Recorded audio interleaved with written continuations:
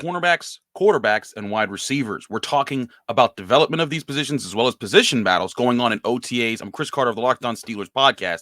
Let's get into it.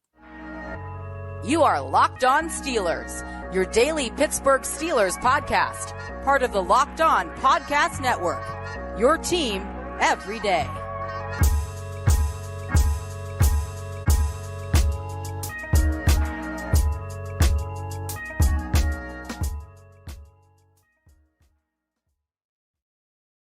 Hey, welcome to the Locked On Steelers podcast. I'm your host, Chris Carter, bringing you your daily dose of all things of the Pittsburgh Steelers. As always, you can find this show on Apple, Spotify, Google Podcasts, Odyssey, and YouTube. If you're watching this video on YouTube, hit the like button on this video if you enjoyed. Hit the subscribe button to our YouTube channel to get all of our daily content, Monday through Friday episodes, as well as our breaking news updates and our bonus episodes. We thank you for making the Locked On Steelers podcast your first listen every day. I want to start the show out talking about, we're going to talk about a few different position groups. We're going to start with the cornerback group. And this was a group that I thought would have been added on to more in the offseason than it was. As you remember me talking about, I said they had to choose to bring back Ahkello Witherspoon or Joe Hayden. I told you it would be better and more likely if they chose Ahkello Witherspoon. They did that. I talked about how they needed to still add in free agency, maybe a veteran. They got Levi Wallace. I also told you that they should probably go get someone in the draft, whether it was in the earlier middle rounds. They didn't do that. And now you're in a position where if you're the Pittsburgh Steelers, your cornerback room does have veterans across it. You do have a guy in Ahkello Witherspoon who's been around the NFL, started the back end of your season, and was able to play well when he was becoming a more consistent role for your cornerback position. You have Cam Sutton, who's your longest tenured cornerback on the team. He's played slot, outside, both sides of the field, and he's flipped all over the place. He's a guy you at least know you could plug and play in most areas. And now you have Levi Wallace, a guy who went undrafted and worked his way up the Bills' depth chart to become a solid starter when they lost Tre'Davious White last season. And you still have Justin Lane and James Pierre and Arthur Mollett and these other guys that you're working out in the bottom of the depth chart. But those are your main three cornerbacks. And the Steelers may work Diontae Johnson into the slot position, maybe on a couple extra safety packages and so on and so forth. But those are the three main guys you're looking at. And the question becomes then, is this cornerback room one of the more underrated parts of the team? Because these are three veterans. The Steelers won't be looking to a rookie like when they used to start Artie Burns. They won't be looking to people who are still trying to prove themselves as far as can they even play in the NFL. These are all guys who have started multiple games. And, all off season long, I've said on this show and I own up to it. When we were talking about the cornerback room, I said this team does not have a proven CB1, a proven guy who can take the number one receiver from the opponent out of the game. Now, they have guys that you hope may become that, in Ahkello Witherspoon. You have guys who are good CB2s or guys that you've seen can play within your scheme, play within schemes well. Maybe not even your scheme with Levi Wallace because, again, he's new to the team. But the question is, can this group play really well together? You're not going to be asking the cornerback room to be superstars in this team. Know that you're asking that of your defensive line with Cam Hayward. You're hoping Stephon Tuitt comes back. TJ Watt and Alex Highsmith being the demolition duo that they are. And then you also have your linebackers you're hoping to improve. And, of course, you have Micah Fitzpatrick behind these guys to give them support. But you're looking for solid cornerback play. And the question becomes, can these guys hold down this position? And if they do hold down this position, if the cornerback room isn't a question, does that mean we overlooked this position all offseason with the value of keeping Witherspoon, adding a guy like Wallace, and keeping a guy like Sutton? Now, looking at Ahkello Witherspoon, I mean, and I said this before, the only reason I was saying like they may want to add another piece, like a high draft pick or someone else that could be a proven cornerback one on the roster, was because of his small sample size of success for the Steelers. But make no mistake, he was successful for the Steelers last season. Last year, he was targeted 35 times as a cornerback for the Steelers, allowed 17 receptions. That's less than 50%, only one of which was a touchdown, and that was the deep bomb to Henry Ruggs. There was definitely a miscommunication there on the second game of the season. But he also intercepted 3 passes and had 5 breakups, according to PFF with their breakup counter. But those are really good numbers. If he can be consistent with that, which he is a veteran, he is a guy who's been in the league. He just turned 27 years old. So this is this is about to be his athletic prime that you're looking at right here over the next few years. If he can be that consistent guy, he then becomes a person you can rely on to say, hey, go out there and do your best to minimize their top receiving threat. We're going to put you out there on them. Now, can he do that consistently? We don't know, but if he can do it at least more often than not, 75% of the time, 60% of the time, he's going out there and he's giving receivers problems, because no cornerback in today's NFL can shut down everybody all the time. And there's top guys like Jalen Ramsey, but even they get beat with how much the passing rules in the NFL favor wide receivers and quarterbacks in the passing game to create more points and create more opportunity to make big plays. But the Steelers defense for the past however long has not been about superstar cornerback play. It's been about solid cornerback play when they're doing their best defenses of the last 20 years. It's been about solid cornerback play with really good safety play and a really good front seven or front six, depending on the package that you're in. I mean, think about it. Ike Taylor, a very good corner, but never was getting to the Pro Bowls because he wasn't an interception machine. He did take away number one receivers consistently, but he was never considered one of those superstar corners in the NFL. Deshae Townsend, a solid partner for him at the time. Even Joe Hayden, when he was playing with the Steelers in 2019, when that defense was on fire and winning any which way they could with Devlin Hodges and Mason Rudolph as the starting quarterbacks, it was the defensive front that led the way. The cornerbacks were solid that year with him and Nelson, and Minkah Fitzpatrick was the superstar of the secondary. But there was at no point where you said the cornerbacks were the best part of the team. And I think that's where this cornerback group could be. If they don't have to be a superstar unit. They don't have to even be a star unit. But if you're a solid unit, if you're not getting picked on, I don't think that my point in saying this, I don't think this is a 2015 Steelers cornerback group when they had to start guys like Antoine Blake and they were just picking guys off of practice squads and they were trying to figure things out because they just hadn't been able to make things work in their cornerback room. I don't think that they're anywhere near that kind of struggle with this cornerback room. I don't think that they're an elite group, but I do think they could be highly underrated because people aren't going to be talking about them. And if you go into this season and they have solid numbers, I mean, Ahkello Witherspoon last year, like I said, allowing less than 50% of his passes. Cam Sutton, though he did allow 6 touchdowns, he was credited with that on PFF. He did have 2 interceptions and 4 pass breakups. Levi Wallace, he had 7 breakups, 3 interceptions last year. Not elite, but solid. And again, the Steelers, if they're able to stuff the run again, force teams into more predictable passing situations, let the pass rush pin their ears back a little bit more, it takes more and more of the pressure away from the cornerbacks to have to run with receivers for longer, to have to make more spectacular plays, and just say, hey, play within your boundaries, play within your assignments. Do the basic things that Terrell Austin, Mike Tomlin, the Steelers defense is asking you to do.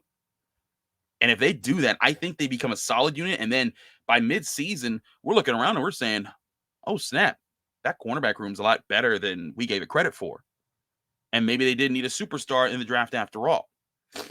Now, make no mistake, I do think they need to add to this cornerback room with a draft pick sooner rather than later. I think that, like Ahkello Witherspoon, Cam Sutton, all these guys, they're not on long-term contracts. Each of these guys are on shorter contracts that are there to say, hey, if you prove it, we'll pay you. If you don't prove it, we'll figure something else out. But each of these guys has shown potential and are solid veterans. And if you're a solid veteran and you stay healthy, I think the Steelers cornerback room can build some continuity. And again, just be the solid group that doesn't get picked on as much because the rest of the defense would be thriving. But they need to thrive. I'm telling you, the front seven they need a Stephon Tuitt, and if Stephon Tuitt don't come back, they need to be able to fill that hole on the defensive line with somebody who can help defend the run. The linebackers, Devin Bush and Miles Jack, we talked about this last Friday on the episode with Jenna Harner about Brian Flores. Those guys need to step up in a big way. You do those things, the cornerbacks aren't nearly as exposed, and they can be the solid players that they are and let the plays come to them. And I think that would be a big step for them. I want to talk about another position battle that some people might have already written off, because I do think that the cornerback room is a group where Ahkello Witherspoon's kind of the CB1, but we'll see if Cam Sutton can be the guy that starts on the outside and maybe is bumped into the slot, or if Levi Wallace gets the outside job and Cam Sutton is primarily the slot, or if there's a giant shakeup there and all. There's a battle that's going to be something that gets proven over OTAs, minicamp, and training camp. But There's another position battle that I think people are overlooking, and that's the quarterback position. We've talked about Kenny Pickett and Mitch Trubisky, but Mason Rudolph, I think, is a little bit closer than people are giving him credit for. We'll talk about why in just a minute here on the Locked On Steelers podcast. But first, we got to talk to you guys about rockauto.com. Save time and money when using rockauto.com. Why choose to spend 30%, 50%, or even 100% more for the same parts from a chain store or car dealership? For example, a Honda Odyssey fuel pump can be $353 if you go to the chain store. But go to rockauto.com, it's just $216. That is a major discount. Rock Auto is a family-owned business serving do-it-yourselfers for over 20 years. Rock Auto's prices are reliably low for every customer. They have everything you could need from brake parts to tail lamps to motor oil and even new carpet. Go explore their easy-to-use website today and find the solution to your auto part needs. But go to rockauto.com right now and see all the parts available for your car or truck. Be sure to write Locked On and their "How did you hear about us" box so that they know that we sent you. Amazing selection, reliable low prices, all the parts your car will ever need. Visit rockauto.com today.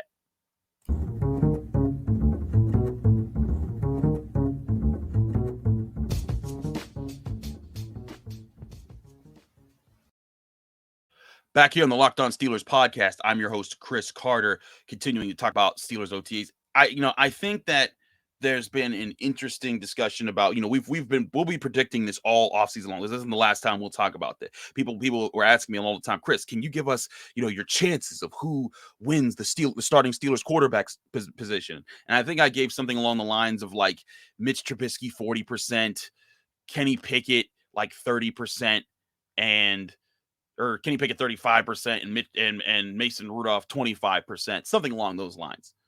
So I basically said, Mason Rudolph is the third guy in there, but I will say it's been kind of interesting at OTAs seeing Mason Rudolph's demeanor. He hasn't accepted that he's just going to be a third quarterback on this roster, and in fact, it's kind of been confirmed he's the in the reps rotation right now. He's the second guy, not the third guy. Kenny Pickett's the third guy right now, but again, that's just how the Steelers work. They're all about veterans, and if you're a rookie, you got to earn your way into a position. You're just not going to get handed it. But I had an interesting question in pertaining to this quarterback battle from our guy Jacob from Arizona. Here's Jacob. Hi, Chris. This is Jacob from Arizona. I was calling with a question stemming from a previous podcast that you guys touched on a little bit. I was curious about what happens if Mason Rudolph wins the QB1 job. I know a lot of people are writing him off right now, but what if he does come in and show that he is the better QB and he does win that QB1 position? What then happens with Mitch Trubisky specifically? I assume we keep Kenny. What do you guys think happens, and how does the season look from that point on? Let me know what you guys think. So to answer your question, Jacob, by the way, thank you for calling in, Jacob. If you all ever want to call in, you just got to call 412-223-6644. Leave your name, where you're from, and your question. Try to keep it to 30 seconds to a minute. Don't let it run too long there. But if you want to leave your question, do call in. We do like to take calls and answer your questions on the air. If you're international, you can't call that number. Just send an email to losteelersTopicBag@gmail.com. But to answer Jacob's question, what happens if Mason Rudolph wins QB1? Well, if you ask most Pittsburghers, it means the apocalypse is coming. It means that it's over. You got to pack your bags. You might as well be Browns fans. It's doomsday. I'm not going that far because most Steelers fans that I see on social media trash Mason Rudolph. And listen, I'm not saying that people aren't wrong to not want Mason Rudolph to start. He has not looked great in any start that he's had for the Steelers. There's never been a point where he's lit it up and then, looked really, really good. There's times where he's looked okay and he's kind of held that line of okay, but then he kind of felt he's fallen apart. But I do think that there is the advantage that Mason Rudolph has of knowing the playbook. And that's why I said, when I gave those percentages of who I think might start, and I think it kind of holds. I may even, give Mitch Trubisky a little bit more of an edge to 45% instead of 40%. But again, we're just talking numbers in my head about a quarterback battle that we still have to see play out. But I mean, when I'm serious, I think Mason Rudolph has a 1 in 4 chance of being the starting quarterback on this team.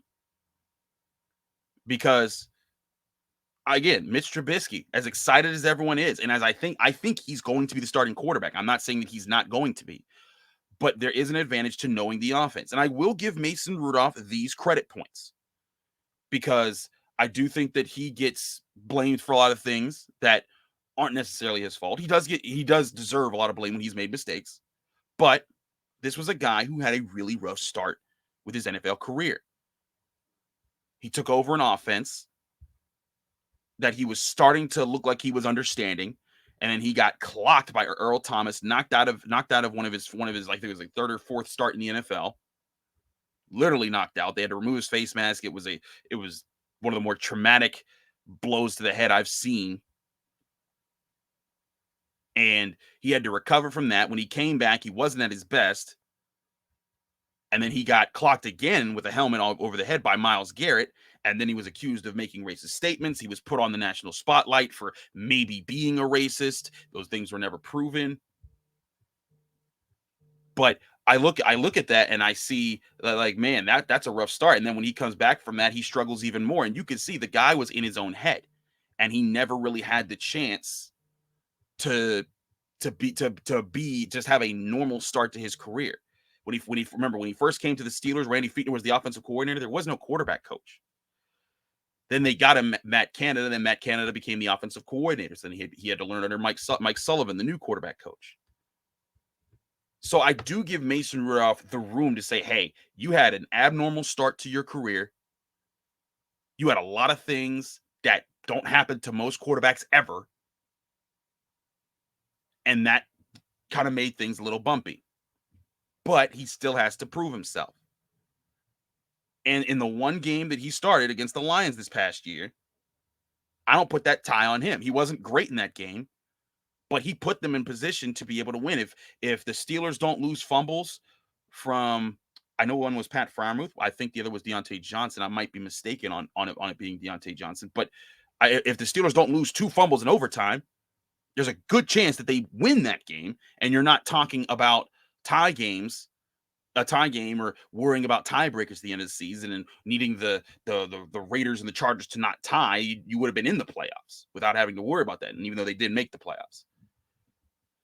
But I give Mason Rudolph credit for he's stuck it out. He's kept working. And yes, I still say he's the third most likely guy to be the starting quarterback on this team right now.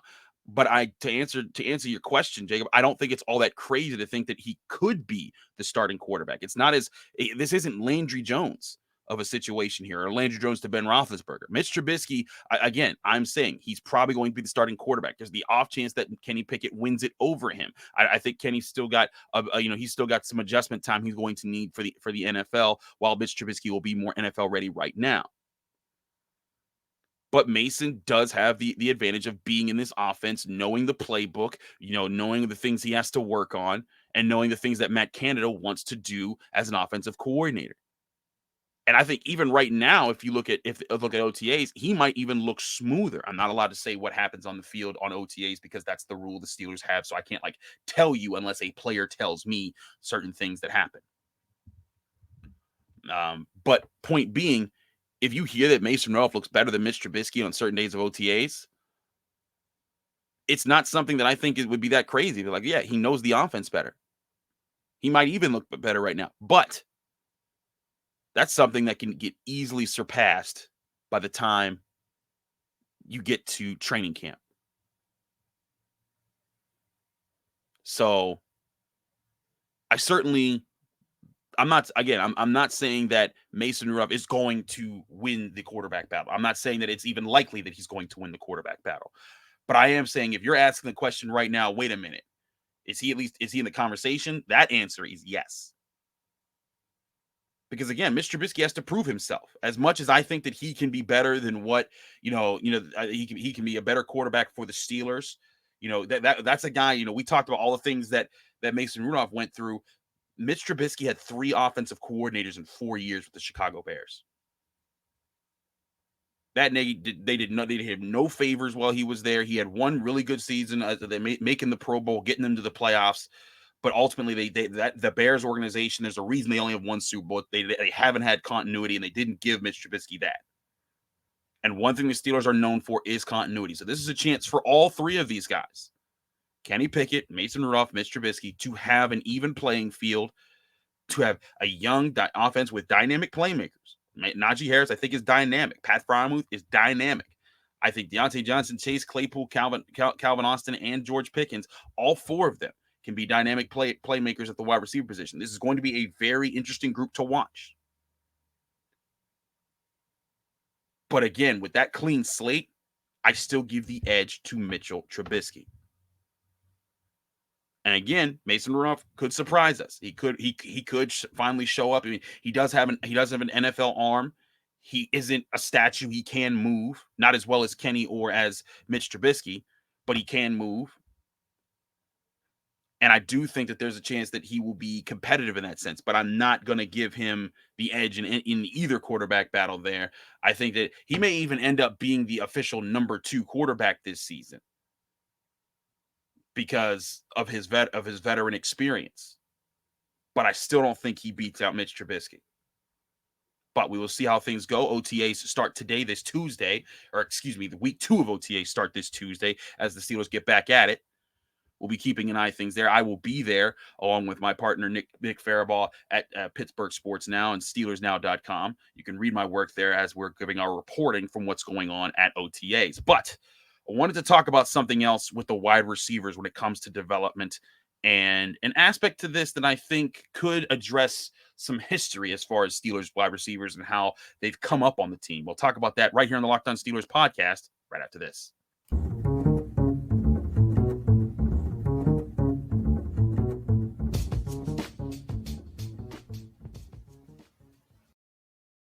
Back here on the Locked On Steelers podcast, I'm your host, Chris Carter.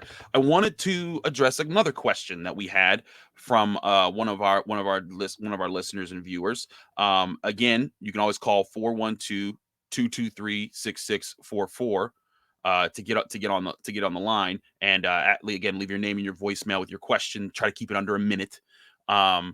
But we sometimes also have our international callers, and Diego is a guy who's long been a fan of the show. I've interacted with Diego for years, and this guy Diego calling from Finland. He's Brazilian. He's calling from Finland. This guy's been all over the earth, and he asks an interesting question that gave me a lot of thoughts to give you guys. But here's Diego's question. Hi, Chris. He's Thiago Fernandes. I'm a Brazilian fan, but I live in Oulu, north of Finland. Actually, I'm 150 miles from the Arctic Circle. So my question is concerning our wide receiver room. We have drafted 2 wide receivers in Calvin Austin and George Pickens. However, it's going to be the first year that we don't have Big Ben as a quarterback. And what can we expect from these young players that have arrived, and how big was Big Ben's role on developing these players? Because we had a lot of wide receivers that moved from the organization to other organizations, and they didn't have the same production in other organizations. So how big is the role of Big Ben, and what can we expect from these young receivers that have arrived in our organization? Thank you so much, man, and keep it up the good work. Cheers.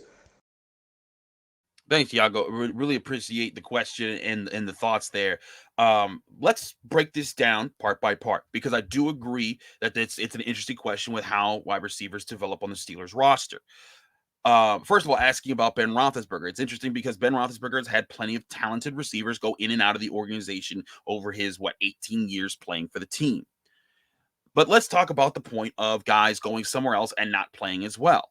The one that I think that everyone screams the loudest about is Mike Wallace. Mike Wallace was a star receiver for the Steelers. He was known as one of maybe the fastest man in the NFL. He was a player that, people were, I remember there was I think it was 2013 or something, and Fox Sports was putting up graphics comparing him to Calvin Johnson. And that was the level that he was on. But when he got his big contract and went to Miami, he didn't put up those kind of numbers, and he fell off a bit. But I would push back that there are guys like Emmanuel Sanders who did go to the Broncos and did get better and did win a Super Bowl with Peyton Manning.